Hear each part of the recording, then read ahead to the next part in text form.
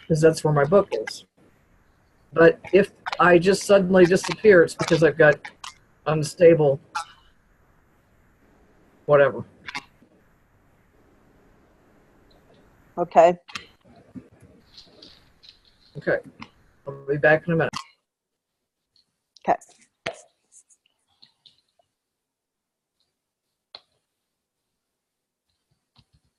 Okay, so, well, we are recording at this point. We are on chapter 12 of Friendship with God and Uncommon Dialogue. And if we could have everybody go on mute, there's an awful lot of background noise coming through. That would be great.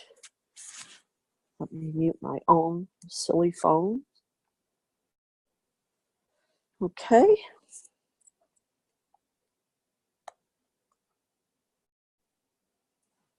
All right. So this is Neil speaking. Oh, and if you're not on a page number, it's page 242. And let me just double check that that's the same in the book, in the paperback version. Yes, 242, chapter 12. This is Neil. When I step back far enough to see the design, to see the beauty of the intricate and delicate weavings in the fabric of my life, I'm filled with gratitude. That is the final step, the seventh step in creating a friendship with God. Thank God. It is an almost automatic step. It is what naturally occurs, what naturally follows if you undertake steps 1 through 6. All your life, you have not known God as God really is. Now you can. All your life, you have not trusted God as you wished you could. Now you can. All your life, you have not loved God as you've wanted to. Now you can. All your life, you have not embraced God with a closeness that made God a very real part of your experience. And now you can. All your life, you have not used God as you would use your best friend. Yet now, being as close as you are, you know you can. All your life, you have not helped God in a conscious way because you did not know that God wanted any help. And even if you did not know how to give it. Now you do. It is not your fault that you did not know God. How can you know one thing when everyone is telling you another? It is not your fault that you did not trust God. How can you trust that which you did not know? It is not your fault that you did not love God. How could you love that which you did not trust? It is not your fault that you did not embrace God.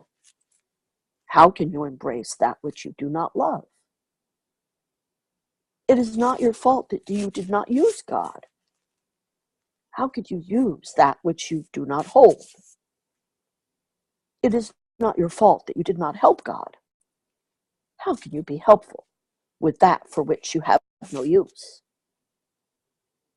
And it is not your fault that you did not thank God.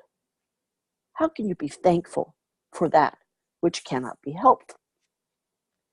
Yet today is a new day and a new time, and yours is a new choice. It is a choice to create anew your personal relationship with me. It is a choice to experience, at last, a friendship with God. Everybody in the world wants that. Everybody who believes in God, anyway. We've tried our whole lives to have a friendship with you. We've tried to please you, to not offend you, to find the real you, to have you find us. We've tried everything. But we haven't followed these 7 steps. At least I certainly haven't. Not the way you've got them laid out here. So thank you. May I ask you a pointed question? Certainly. Why is gratitude necessary? Why is it so important that we thank you? Why is it one of the 7 steps? Are you a God with such ego needs that if we do not show you our gratitude, you'll take all the good things away? On the contrary, I'm a God of such love that by showing your gratitude, you will receive all good things. Now that sounds like a backward way of saying the same thing. I have to show my gratitude in order to receive good things. You do not have to. It is not a requirement. Many people who seem not the least bit grateful enjoy goodness. Okay, then, now I'm totally confused. Gratitude is not something I require. It's not an ego salve, a greaser of the skids, an oiler of the wheels. It does not make God more likely to be good to you the next time. Life sends you good things whether you're grateful or not. But with gratitude, life sends them faster. That is because gratitude is a state of being. Remember when I said thinking is the slowest method of creation. Yes, I was very surprised by that. Well, you shouldn't be. You perform all of your body's most important functions without thinking about it. You don't think about blinking an eye or taking a breath or beating your heart. You don't think about perspiring or saying ouch. These things just happen because you are a human being. That is a human, being. Yes, I remember you said earlier that some life functions and experiences are created automatically without any effort at the level of experience called subconscious. Is this where we create most effectively? No. No. You create most effectively and most efficiently and most rapidly when you create not from the subconscious, but from the superconscious. The superconscious is the name given to that level of experience reached when the superconscious, conscious, and subconscious are all rolled into one and then transcended. This is a place above thought. It is your true state of being. And this true state is who you really are. It is unperturbed, unmoved, unaffected by your thoughts. Thought is not first cause. True being is. We are exploring now very deeply the most complex esoteric understandings. The differences here, the nuances, become very delicate. And that's okay. I think I'm ready for it. Go. All right. But remember, here is where we get into some languaging problems. What I'm going to have to do here is cross over into a larger context and speak from a standpoint of ultimate reality, and then cross back over into illusion, which is the reality in which you are now living, and hope that you can make the transition. I understand. Let's give it a whirl. Are you sure? There's going to be rough going here. This is going to be tough sledding. The toughest part of our dialogue so far. You may want to skip over this. Just take my word for all of this and go right on. I want to understand it. At least I want to try. Okay, here we go. Try on this sentiment. Beingness is, thought does. What does that say to you? It says that beingness is not an action. It is not an undertaking. It is not something that occurs. Rather, it is an isness. It is what is. So it is a so-ness. It is what's so. Good. And what about thought? Well, it says that thought is a process, a doingness, something that happens. That's very good. So what are the implications of that? Anything that happens takes time. It may happen very fast, like thought, but it still takes what we call time. Something that is, however, simply is. It is right now. It's not going to be. It's right here, right now. In short, ising is faster than doing, and being is therefore faster than thinking. You know what? I should have hired you as my interpreter. I thought you did. Good one. Okay, now let's try this sentiment. Being is first cause. What does that say to you? It says that being causes everything. What you are being, you experience. Excellent. Yet does being cause thought? Yes, if the proposition is correct, then yes, being would cause thought. So what you are being affects how you think. Yes, you could say that. Yet I have said that thought is creative. Is this true? Well, it is if you say it is. Good. I'm glad you've come to trust me. Now, if thought is creative, can thought create a state of being? You mean which comes first, the chicken or the egg? Exactly. I don't know. I suppose if I'm being sad, I can change my mind about that. I can decide to think happy thoughts, to dwell on happy, positive things, and then suddenly I can be happy. You've told me that I can do this. You have said that my thought creates my reality, so I have. Is it true?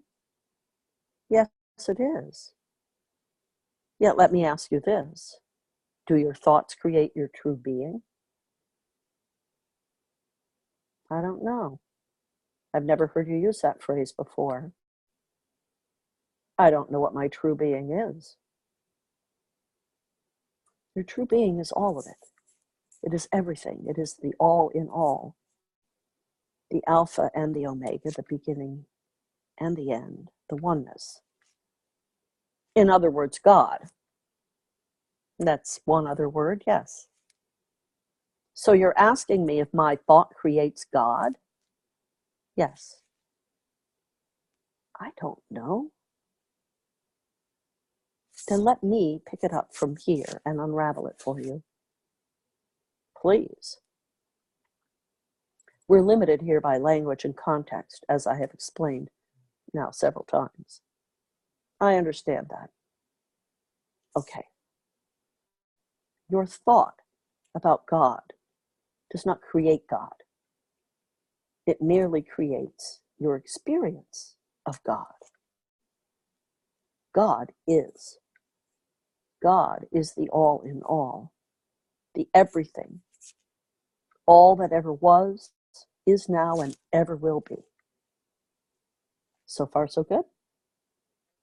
So far, so good. When you think, you do not create the all. You reach into the all to create whatever experience of the all that you choose.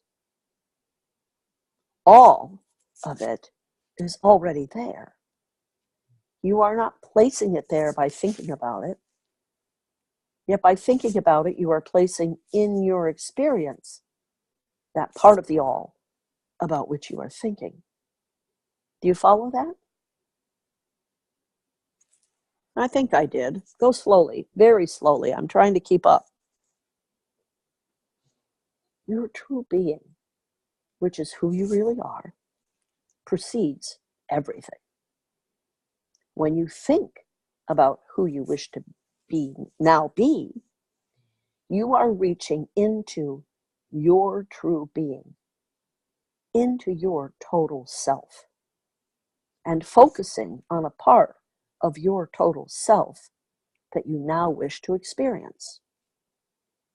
Your total self is all of it.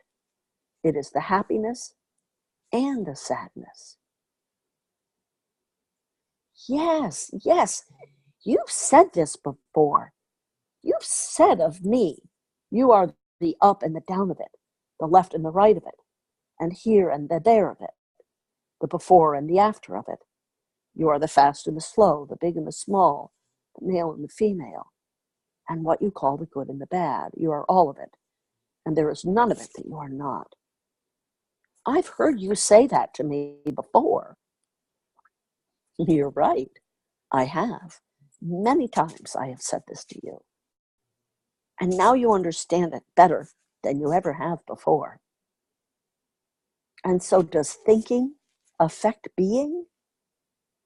No, not in the largest sense. You are what you are, no matter what you think about. Yet can thinking create an immediate different experience of your being? Yes. What you think about, what you focus on, will be made manifest in your individual present reality. Thus, if you are being sad and you think positive, joyful thoughts, you will very easily think your way to being happy. You are simply moving from one part of yourself to another. So there is a shortcut. And this is what we've been trying to get at here. This is what we've been talking about. You can move to any state of being you wish.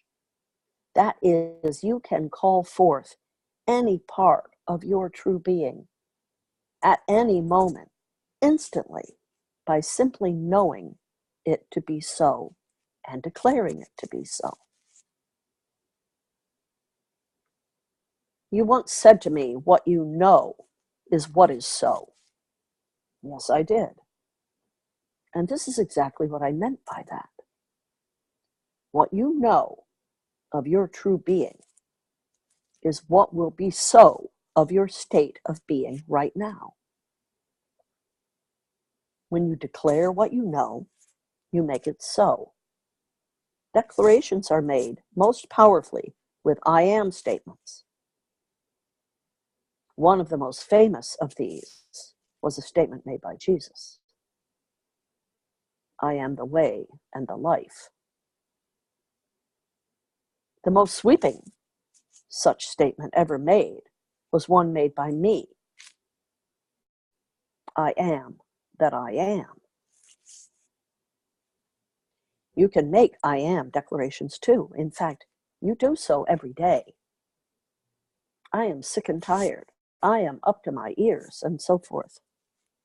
These are statements of being. When we make these statements of being consciously rather than unconsciously, you live from intention. You live deliberately. Remember, I have suggested that you live deliberately, harmoniously, beneficially. Your whole life is a message. Did you know that? Every act is an act of self-definition. Every thought is a film on the movie screen of your mind. Every word is a voicemail for God. Everything you think, say, and do sends a message about you. Think of your I am declarations, therefore, as a short State of the Union message. This is your state of being message.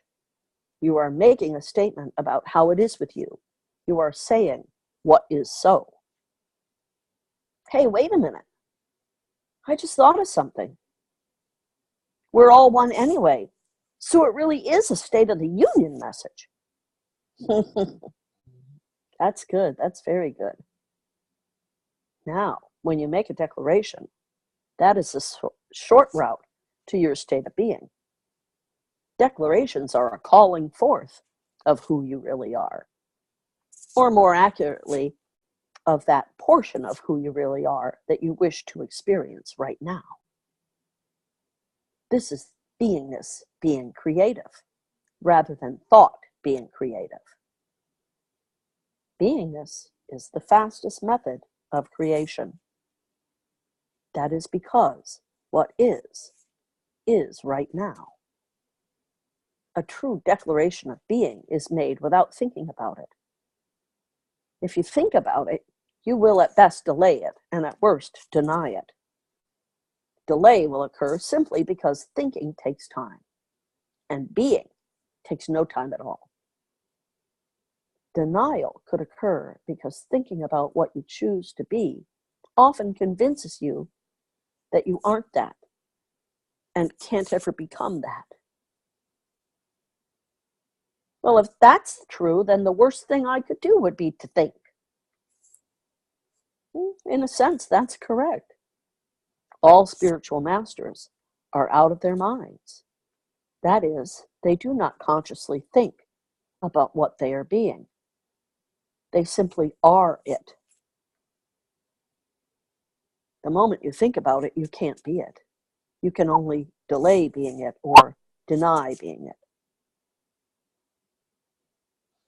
Well, to use a very down-home illustration, you can only be in love when you are in love. You cannot be in love if you are thinking about it. If someone asks you, "Are you in love with me?" and you say, "I'm thinking about it," that will probably not go over very well. Excellent. You are understanding very well. Now, if time is not critical, if it's not a matter of inches and seconds, and few things are, if it isn't important how long it takes before you are experiencing what you choose, as in being in love, then you can take all the time you want to think about it. And thinking is a very powerful tool. Don't get me wrong. It's one of the 3 tools of creation: thought, word, and deed. Precisely. Yet today I have given you another method by which you can experience life. This is not a tool of creation. This is a new understanding of creation. That it is not a process by which things occur, but by which you become aware of what has already occurred. An awareness of what is, always was and always will be, world without end. Do you understand? I'm beginning to, yes, I'm beginning to see the whole cosmology, the whole construction. Good. I know this has not been simple, or rather it has been simple, but it has not been easy. Just remember this: being is instant. Compared to what your thought is, compared to that, your thought is very slow. As fast as thought is, it is very slow compared to being. Let's use our very human example of being in love. Remember a time when you fell in love. There was a moment, a magical split second, when you first felt that love. It may have hit you, as you're fond of saying, like a ton of bricks. Suddenly it came over you. You looked at that person across the room, across the dining table, across the front seat of the car, and all of a sudden at once you knew that you loved them. It was sudden. It was instant. It was not something you had to think about. It just happened. You may have thought about it later. You may even have thought about it beforehand. I wonder what it would be like to be in love with that person. But in that moment when you first felt it, first knew it in your heart, it just swept over you. It happened much too fast for you to have a thought in there. You simply found yourself there, being in love. You can be in love before you even ever thought about it. Boy, I didn't know that. Well, it's the same with gratitude. When you feel gratitude, no one has to tell you it's time to feel grateful. Gratitude. You simply quite spontaneously feel grateful. Okay, I have to clear my throat. Hang on a second.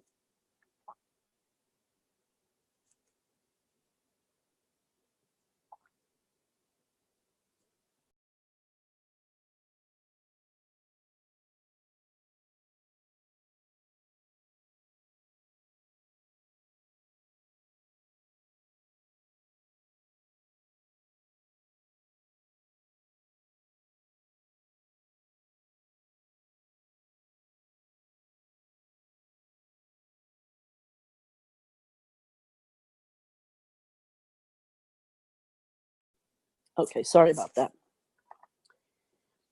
It's the same with gratitude. When you feel gratitude, no one has to tell you it's time to feel great gratitude. You simply quite spontaneously feel grateful. You find yourself being grateful even before you think about it. Gratefulness is a state of being. There is no word like lovefulness in your language, but there should be. You're a poet. You know that?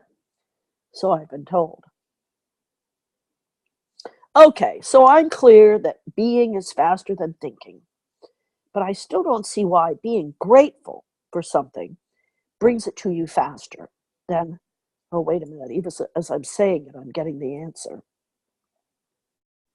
You've said before that gratitude is a state of being, which announces my clarity that I already have what it is I think I need.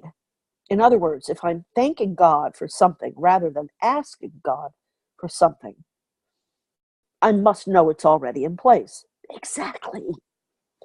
This is why the seventh step is called thank God. Exactly. Because when you thank God, you are being aware that all good things in life have already come to you, that everything you need, the right and perfect people, places, and events to express and experience and evolve as you've chosen, has already been put in place for you. Even before you ask, I will have answered, yes, that's it.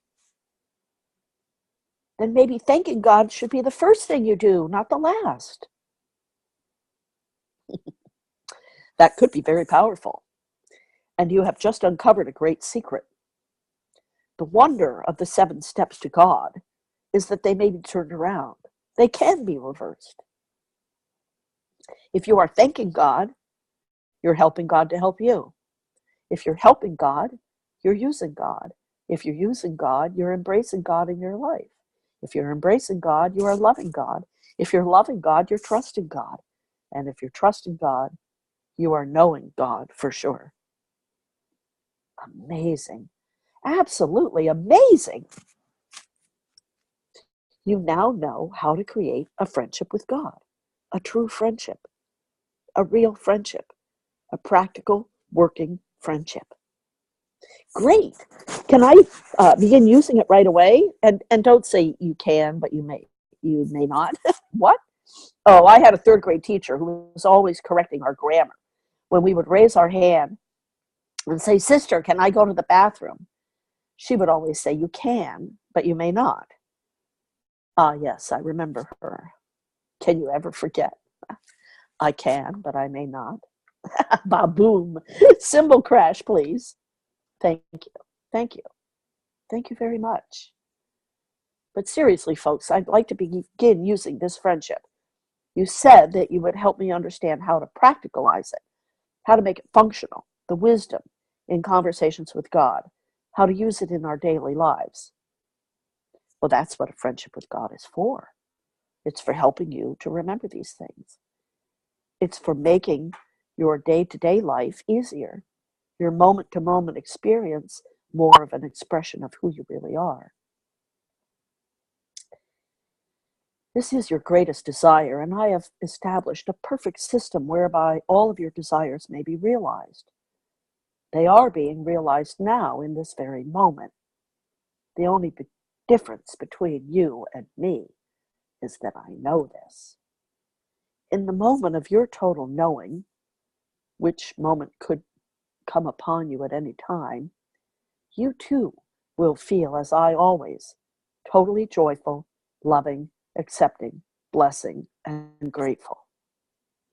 These are the 5 attitudes of God, and I have promised you that before our dialogue is over, I would show you how the application of these attitudes in your life now can and will bring you to godliness.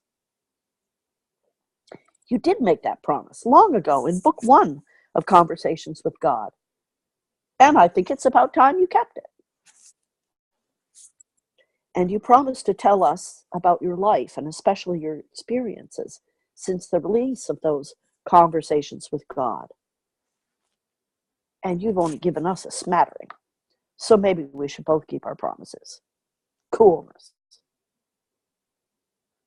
End of the chapter.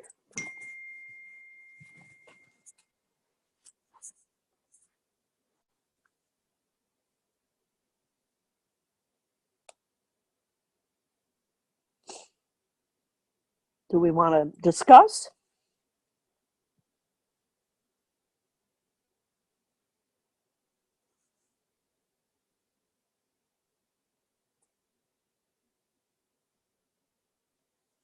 Yeah, I've got something to say about falling in love, if that's okay. Can you hear me? Sure. Good. Yeah. So when Neil and God were discussing falling in love,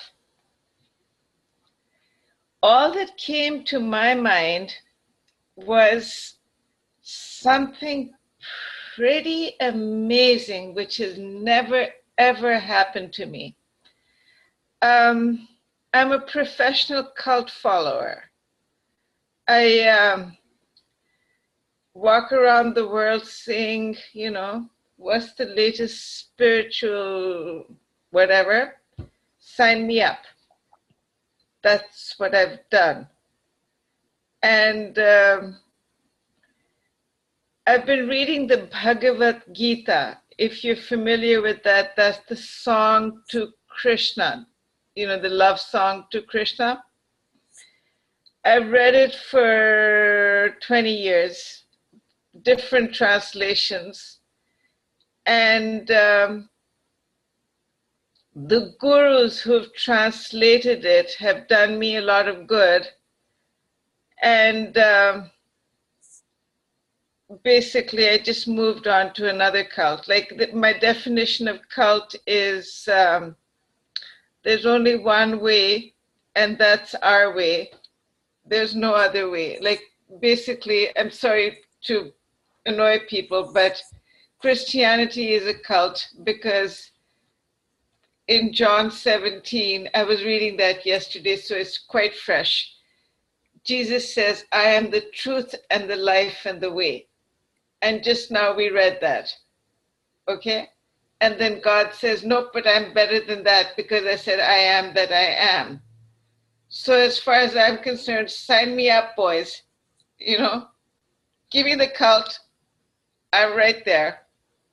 And usually with the cult, I'm more knowledgeable and more involved than the people who are already in it. So I'm with the Muslims, I'm with the Hindus, and I'm way ahead of the Christians and everyone else. I lead the meditation here. Give me a job, right? It's what I do. So I got to this thrift store. I keep telling you that I'm on the island, so please don't forget. So I go to the thrift store, and I told you everyone here is dying. So there's books everywhere. And this one book about, a Bhagavad Gita translation, it jumps out at me. It didn't fall, but it called me. So I have my usual formula. I say, well, if I'm meant to read this, let me turn to a certain page. And I did that 3 times. And I was so mad because I had to pay $4 for the book.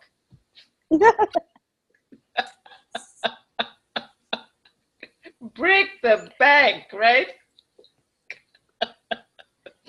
So I bring the book home, and I'm thinking, not another guru, not another translation, not another cult. Like, I have a list a mile long of my cults. So I was stuck. I read the book. I mean, it's 18 chapters. I read 3 of them. And that's where I'm getting to the point of why I started to talk. Didn't Lord Krishna just pull me right up into joy? Like, I was in love. I had so much joy. It was like being in love with an actual man. I mean, Lord Krishna is a man, I'm a woman, right? And I'm just sitting there, as if it's, like, just the joy was beyond falling in love. I didn't know what to do. So I thought, I'm losing my mind. I'm not going to read any more of this. So I'm just sitting there. I didn't read any more chapters. And didn't Lord Krishna just pull me up and I'm in love again? Like the joy just doesn't end.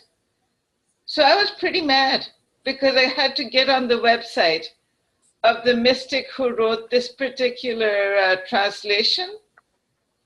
But it made me pretty mad to be in love because I figured I'd reached the end of mystics who translated the Bhagavad Gita.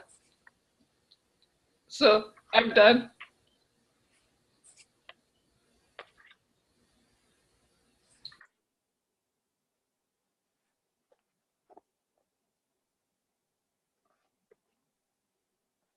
Okay, may I say something? I don't know how many different, Bhagavad Gita I have, but I have many, and the message is the same, but there are different mystics writing comments, and so it has been one of my favorite books. And I will say, when I went to India first time, I was reading Bhagavad Gita for the first time on the way. And when I came into a temple there, first time in the morning, I heard a flute playing beautifully. And I thought they started the morning with the flute. And I was like, wow, so beautiful starting the morning. And then I asked my friends when my mother was there and the friend, I said, did you see who played the flute? And they looked at me. There was no one playing the flute. So it was a Krishna's flute. So I thought it was so every morning there in that temple. But anyway, I felt that aliveness of life, the essence of life, that is a real love. So I can understand. I couldn't remember any time where I have fallen in love with a man. It has been something that we unite in life in, but it's not, I was like, I'm a little crazy. I don't fall in love. And I know from my Imago teaching that falling in love, it takes the time. Then you come into the separation and it's like a sickness. But anyway, so thank you for saying that. For me, I was sitting outside. It's wonderful weather here in Sweden at the moment. It's the most beautiful. And I was lying outside under a tree, and I live just in the forest here. And there was a big fly, and that was blue. And I was just looking at it and the trees and think, it's amazing. How can I otherwise and be in love in life? Because who created this? How can I say that I know how it was made? Who can say that? It's amazing. That is life. Life is a love story for me. even if it's not always so easy. But that's what I. So thank you for inspiring me, Shabnam, or Shabana. And I have a suggestion for you after the mail about coffee later. I was going to say, Bhima, if anybody can top my story, it's you, and you did it.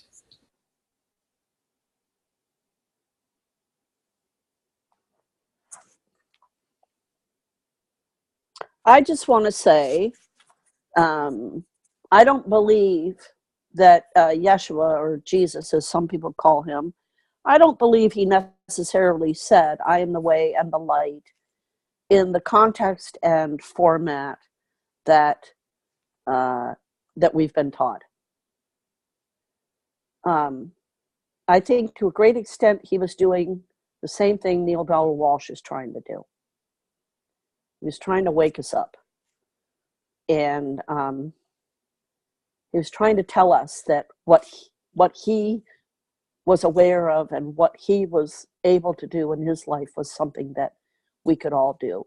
I really think it was a mistake that people have taken it and separated him from us and put him on a pedestal and attributed all these other things to him. That's just my 2 cents. Over. I agree fully.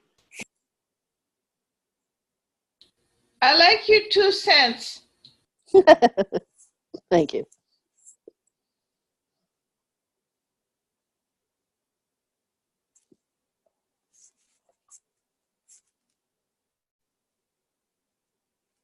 Can I say something? I agree too. Sorry. No, it's okay. In the first part of it, when he's talking about ism is faster than action, or ism is faster than being? What is that? Or was he talking about being in the What page are you on? leading? I didn't bring the book today because I can't really focus on reading. Oh, okay. So you're looking at but notes. All right, let me you're go back. looking at notes, yeah.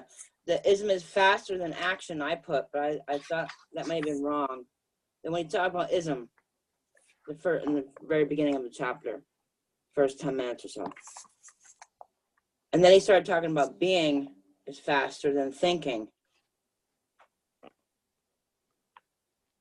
So you can get to ism faster than doing an action. Is that what he's trying to say? I was just confused in that part. If I can get some clarification. Thank you. Over.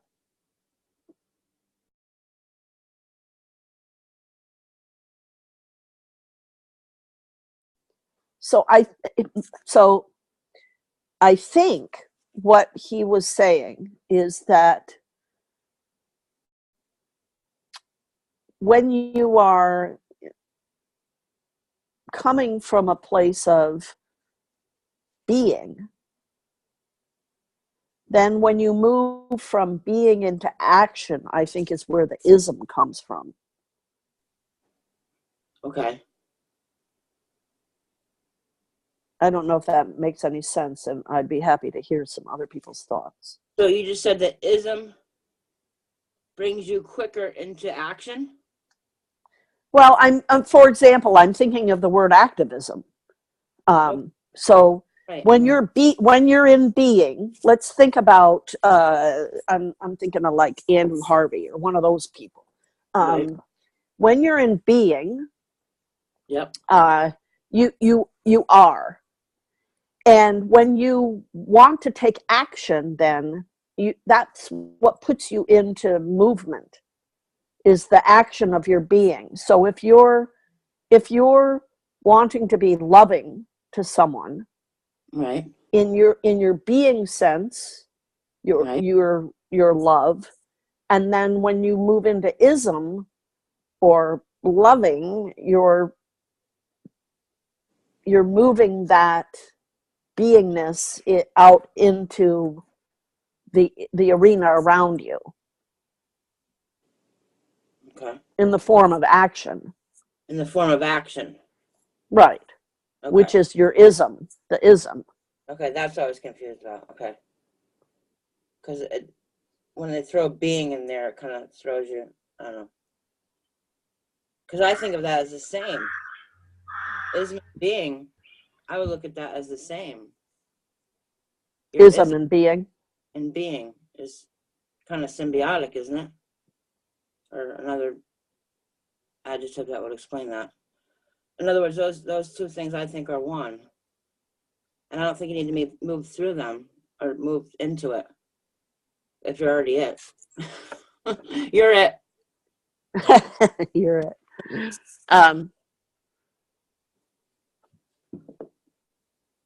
Yeah, does anybody else have any thoughts on this? Well, on page 246, it says. Okay, hello. I'll just let me just say on page 246, it says that beingness is not an action. It is not an undertaking. It is not something that occurs. Rather, it is an isness. It is what is. It is a so-ness. It is what is so. Okay. This is why I had problems with him before. May I comment? Yeah, sorry. May I comment? What comes to mind? Well, there's two expressions that come to mind to me, which is, it is what it is. You know, it's just exactly the way it is. But what came to mind when you said this was, there's an expression that says, fake it till you make it.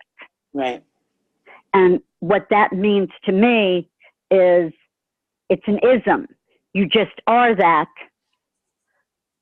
rather than thinking or projecting when or creating it or taking an action from that place or all that other stuff. Right. And that's it. It's like you just show up that way. Okay. Thank you. That's a little bit more understanding. Thank you for sharing that. Okay.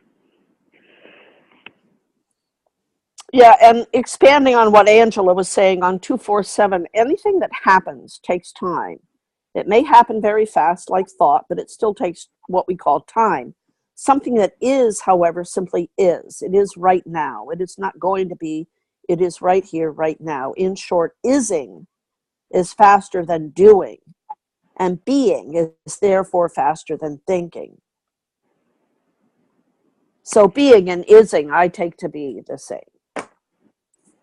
That's very funny, because it's like, if I talk about this moment's already gone. It already happened. Moment, so right. It's almost like we're in delayed time all the time. Right. Because by the time we think and by the time we talk about something, it's already in the past. Mm-hmm. So what that brings in somatic awareness, which is mind-body awareness, there's a first-order experience. A first-order experience is like one of the baby that can smell mom or feel mom. Before mom even comes in the room, the baby's aware of mom's presence. It's like an ism. She just knows when mom's there. And the second one would be, the second order experience is how it felt when I felt that way, when I sensed that mom was in the room or something like that.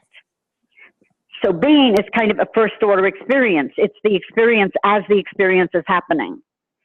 That's ism. And that's, I think, what he was talking about the super conscious.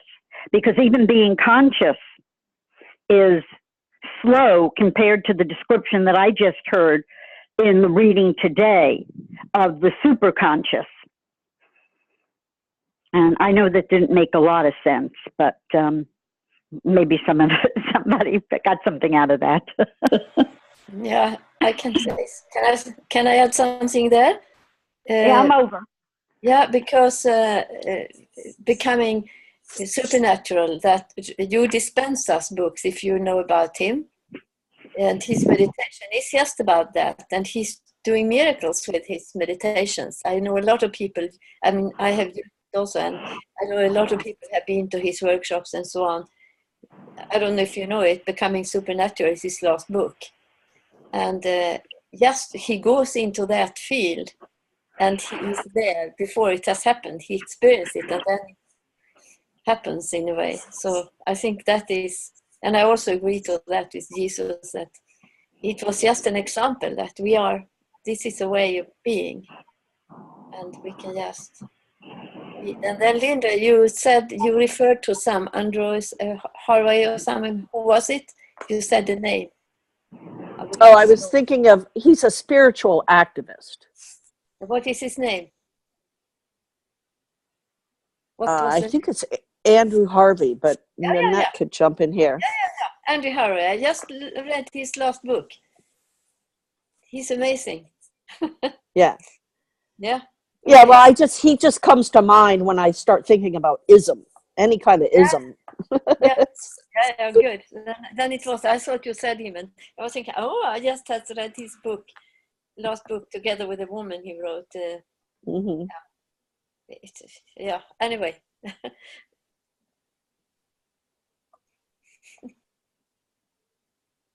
Shabana, want to do the meditation? We've got about 7 minutes left. Oh, 6 minutes left.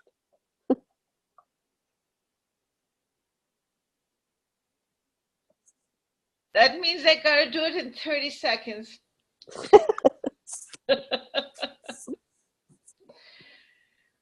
All right. If it's okay with everyone, I'll just hurry right into it. God of grace, we're all in love with you. Help us to actually feel it. Amen.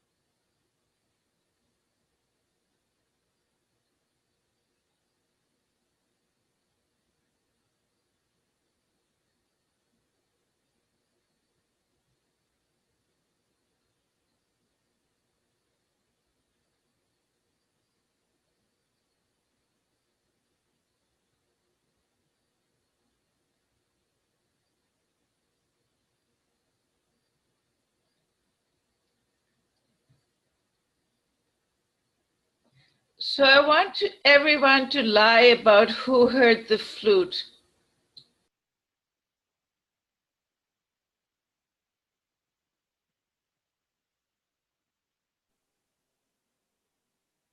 You got me. I don't know what you're talking about. What are we talking about? Well, Biva said when she went to India for the first time, she heard the flute Oh, very, very beautifully played. And nobody but she was the one who heard it, and it turned out to be Lord Krishna. oh. So what I was saying is I'd like everyone to lie about hearing the flute. Yeah, I heard it. Not. Yeah, I heard it too.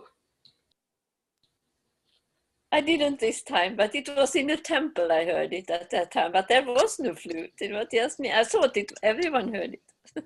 I was sure. Those are just excuses, Biba. It was, Okay. it was only meant for you to hear it. Krishna wanted me to hear it. That's right. That's right. Exactly right. Det var a very special place though.